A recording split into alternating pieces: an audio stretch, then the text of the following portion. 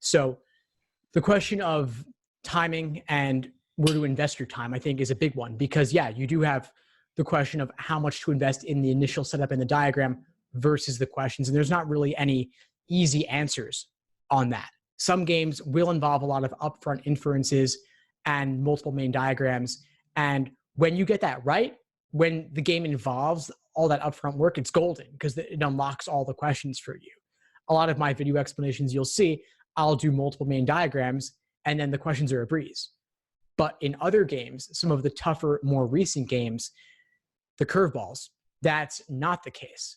In those games, there's often very little to do up front and a lot more work that you have to do over the course of the game. So I think in this case, it involves more taking the few rules they give you and fully understanding them, holding them in your short-term working memory, and then applying them again and again for the questions. Cecily, you mentioned plugging in the answer choices, and that's definitely a tactic. You know, you can do that, but as you probably have guessed, it's not the ideal way. It's time consuming, and there typically is a more efficient method. So I would suggest for you that you watch the video explanations, look up explanations elsewhere as well, find a way that it clicks for you and see some different people's ways of handling these, because LSAT doesn't want you to brute force it in this way.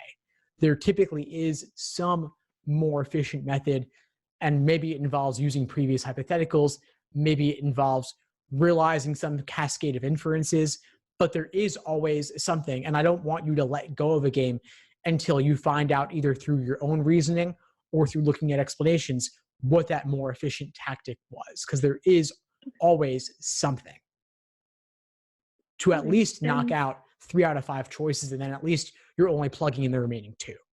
Thanks for tuning into the show. Please subscribe if you haven't done so already to be notified of new episodes as I release them, and feel free to reach out if you need anything at all as you move forward with your prep. I'm happy to help however I can. In the meantime, I wish you all the best and take care.